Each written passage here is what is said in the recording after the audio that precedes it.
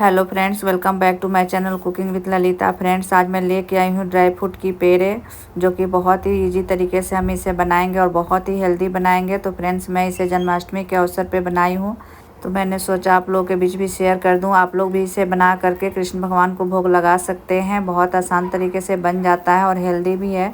इसे आप फ्रिज में स्टोर करके महीनों रख सकते हैं, बिल्कुल भी ख़राब नहीं होती है। तो फ्रेंड्स, वीडियो को एंड तक देखिएगा बिना स्किप किए हुए। अगर हमारी रेसिपी आपको पसंद आती हो तो प्लीज़ चैनल को सब्सक्राइब जरूर कर लीजिएगा और साथ में जो बेल आइकन होता है उसे ऑल पे ले जाके क्लिक कर लीजिएगा, जिससे कि हर वीडियो का नोटिफिकेशन आपको सबसे पहले मिल सके। तो चलिए फ्रेंड्स, बनाना शुरू करते हैं। तो इसके लिए हमने एक कढ़ाई लिया है। कढ़ाई में हमने 2 चम्मच देसी घी ऐड कर दिया है। तो इस स्वीट्स को आपको देसी घी में ही बनानी है, तभी जा कर के बढ़िया बनेगा। तो फ्रेंड्स, यहाँ पे गैस का फ्लेम हमें लो रखना है और गैस का फ्लेम लो रखते हुए मैं यहाँ पे कुछ ड्राई फ्रूट्स को रोस्ट करूँगी, जिसमें कि हमने लिया है ये 50 ग्राम करीब बादाम। और बादाम क्रैक होने तक आपको रोस्ट करना है, लो टू मीडियम फ्लेम हीट पे। ज़्यादा आपको हाई फ्लेम हीट पे नहीं रोस्ट करना है। तो देख पा रहे होंगे बादाम अच्छी तरह से क्रैक हो गया है और कलर भी गोल्डन कलर हो चुका है। तब इसे मैं निकाल दूँगी। तो जब ये अच्छी तरह से रोस्ट हो जाती है तो बादाम फूल करके साइज चेंज हो जाती है। अब यहाँ पे हमने लिया है 50 ग्राम काजू। तो काजू को भी मैं रोस्ट कर लूँगी और ज़्यादा हमें इसका कलर चेंज नहीं करना है, हल्का रोस्ट करना है, जिससे कि इसका कच्चापन ख़त्म हो जाए। आप चाहे तो इसे बिना रोस्ट किए हुए भी बना सकते हैं, बट रोस्ट करने से आपको ये लंबे टाइम तक स्टोर करने में हेल्प मिलेगी और ये स्वीट्स ख़राब नहीं होगी। तो इसलिए हमने इसे रोस्ट कर लिया है। अगर आप इसे इंस्टेंट बनाना चाहते हैं तो बिना रोस्ट किए हुए भी बना सकते हैं। अब यहाँ पे फ्रेंड्स हमने लिया है 25 ग्राम करीब गोंद, जो कि थोड़ा सा मोटे दाने में है। तो इसे भी मैं दाने को तोड़ करके छोटे साइज में कर ली हूँ और उसके बाद मैं इसे घी में भून रही हूँ। तो ये भूनने के बाद थोड़ा सा साइज़ बड़ा हो जाता है और काफ़ी ये क्रिस्पी बन जाता है। तो गोंद को भी हमें बिल्कुल लो फ्लेम हीट पे भूनना है। तो आप देख पा रहे होंगे बिल्कुल मक्की के लावा की तरह फूट चुका है और बहुत ही क्रिस्पी होता है फ्रेंड्स। और ये हमारे हेल्थ के लिए भी बहुत ही फ़ायदेमंद होता है। तो इस तरीके से थोड़े थोड़े करते हुए हमें सभी गोंद को भून लेना है। तो अब चलिए, हमारा गोंद भी भून चुका है। अब नेक्स्ट इंग्रेडिएंट मैं इसमें ऐड करूँगी, जो कि है मखाना। तो मखाना भी हमने 25 ग्राम करीब लिया है, उसे भी मैं इसे रोस्ट कर लूँगी, जिससे कि इसमें क्रिस्पनेस आ जाए। क्रिस्पी रहेगा तभी ये खाने में मज़ेदार लगती है। तो इसे भी लो फ्लेम हीट पे मैं भून लूँगी, बहुत ही जल्दी भून जाती है, आप देख पा रहे होंगे। अब यहाँ पे फ्रेंड्स हमने लिया है थोड़ा सा कोकोनट बूरा, जो कि हमने इसे कोकोनट को ग्रेट करके यूज किया है। आप चाहे तो डेसिकेटेड कोकोनट आप मार्केट वाली भी यूज कर सकते हैं, बट मेरे पास था तो मैंने इसे ग्रेट करके यूज किया है। ऐसे भी मैं 10 से 15 सेकेंड के लिए रोस्ट करूँगी, ज़्यादा हमें रोस्ट नहीं करना है। तो देख पा रहे होंगे फ्रेंड्स, अच्छी तरह से रोस्ट हो चुका है। इससे ज़्यादा हमें नहीं जलाना है, अगर ज़्यादा जल जाएगा तो स्वीट्स की कलर चेंज हो जाएगी। तो इस चीज़ का आप ध्यान रखिए। अब यहाँ पे फ्रेंड्स हमने लिया है 1 बड़ा चम्मच पॉपी सीड, जिसे कि पोस्ता दाना बोलते हैं, उसे भी मैं रोस्ट कर लूँगी। तो ये ऑप्शनल है, आपके पास है तो आप डालिए, नहीं है तो कोई बात नहीं, स्किप कर सकते हैं। और जो भी आप ड्राई फ्रूट खाते हैं उसे ऐड कर सकते हैं हेल्दी बनाने के लिए। तो हमने इसे भी रोस्ट कर लिया है हल्का गोल्डन कलर आने तक। और 1 चम्मच के करीब हमने लिया है यहाँ पे किशमिश। किशमिश को भी हल्का रोस्ट करूँगी 10 से 15 सेकेंड के लिए। इससे ज़्यादा हमें रोस्ट नहीं करना है, नहीं तो ये जल जाएगा। अब यहाँ पे हमने इसे भी निकाल लिया है। अब चलिए नेक्स्ट प्रोसेस की तरफ चलते हैं। तो यहाँ पे फ्रेंड्स हमने लिया है मिक्सर ग्राइंडर जार और उसमें हमने इसे ठंडा करके ऐड किया है। तो जब भी इसे ग्राइंड करें तो बिल्कुल ठंडा करके ऐड करें और पल्स मोड पे ही आपको ग्राइंड करना है, ऑन ऑफ करते हुए। तो देखिए फ्रेंड्स, ये दरदरा ग्राइंड हो गया है मेरा ड्राई फ्रूट। इससे भी आप दरदरा कर सकते हैं। अब यहाँ पे हमने लेना है एक ग्लास या कोई भी कटोरी। अब उसे मैं सभी गोंद को क्रश कर दूँगी, बहुत ही आसानी से क्रश हो जाती है।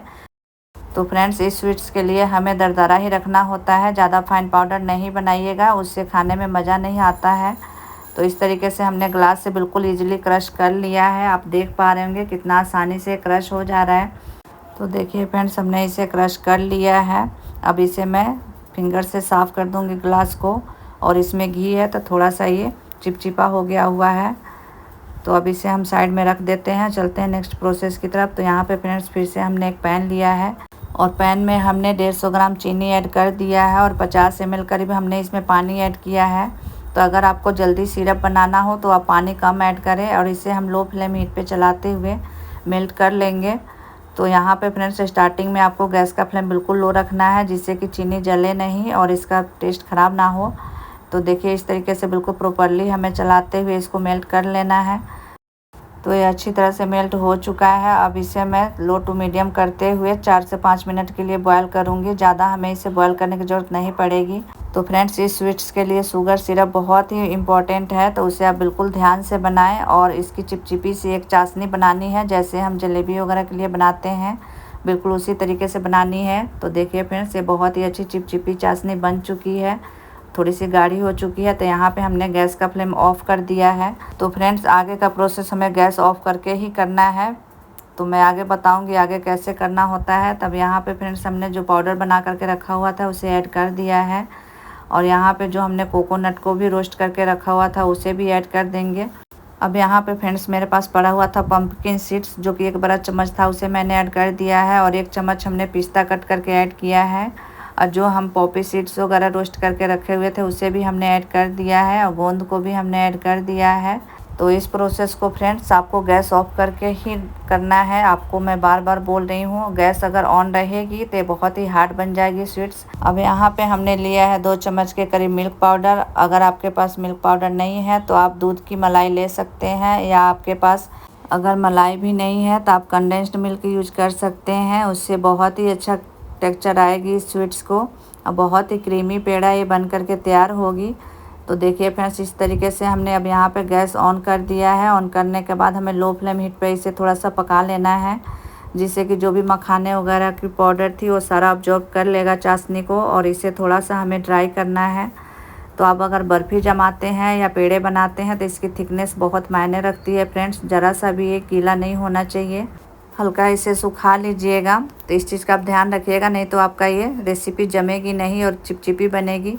तो यहाँ पे फ्रेंड्स, हमने लिया है 2 चम्मच के करीब घी। और यहाँ गैस को मैं ऑफ़ कर दूँगी। तो घी डालने से बहुत ही अच्छा शाइनिंग आती है इस स्वीट्स में। तो देखिए फ्रेंड्स, अच्छी तरह से पैन छोड़ने लग गया है। अब इससे ज़्यादा हमें सुखाने की ज़रूरत नहीं है, इतने पे ही अच्छी तरह से सेट हो जाएगी। तब चलिए हम नेक्स्ट प्रोसेस की तरफ चलते हैं। तो यहाँ पे फ्रेंड्स, हमने लिया है एक प्लेट में मैं थोड़ा सा घी डाल करके इसे ग्रीस कर लूँगी, जिससे कि इसमें चिपकेगा नहीं। तो आप चाहे तो इसे बर्फ़ी के शेप में भी सेट कर सकते हैं या कट कर सकते हैं, लेकिन मैं यहाँ पे पेड़े का शेप दूंगी, क्योंकि मथुरा का पेड़े बहुत ही फेमस है और कृष्ण जी के प्रिय प्रसाद है ये। तो इसलिए मैं इसे पेड़े के रूप में बनाऊंगी। तो देखिए इस तरीके से ठंडा हमें कर लेना है। बहुत ही अच्छी से सेट हो चुकी है, आप देख पा रहे होंगे। तो थोड़ा सा स्टिकी हो जाती है फ्रेंड्स। तो यहाँ पे हम हाथ में थोड़ा सा घी लगाएंगे, और घी लगाने के बाद हमें नींबू के आकार का थोड़ा सा इसमें से डो तोड़ लेना है। तोड़ने के बाद इसे हम राउंड शेप देते हुए और बीच में हल्का प्रेस कर देंगे, जिससे कि पेड़े का शेप आ जाए। तो देखिए फ्रेंड्स, इस तरीके से हमें पेड़े का शेप दे देना है। तो सभी को सेम प्रोसेस से मैं तैयार कर लूँगी। तो फ्रेंड्स, हमारी ये स्वीट्स की रेसिपी आपको कैसी लगी है कमेंट बॉक्स में ज़रूर बताइएगा। आपके प्यारे प्यारे कमेंट का हमें बहुत ही बेसब्री से इंतज़ार रहता है। आपके कमेंट पढ़ करके हमें बहुत ही खुशी होती है और आगे काम करने का मन करता है। तो प्लीज़ कमेंट ज़रूर कीजिएगा और लाइक भी कर दीजिएगा। आपके लाइक भी हमारे लिए बहुत इम्पोर्टेंट है, तो प्लीज़ इसे करना बिल्कुल भी मत भूलिएगा। अब यहाँ पे हमने लिया है थोड़ा सा कटा हुआ ड्राई फ्रूट, उसे मैं थोड़ा बीच में डाल करके डेकोरेट कर दूँगी। तो आप चाहें तो इसे कोकोनट से भी डेकोरेट कर सकते हैं या केसर वाटर से भी कर सकते हैं, जो आपके पास अवेलेबल हो उसे आप डेकोरेट कर लीजिएगा। तो देखिए फ्रेंड्स, सभी पेड़े हमारे बनकर के तैयार हुआ है। तो thanks for watching my video. Bye, फिर मिलते हैं नेक्स्ट वीडियो।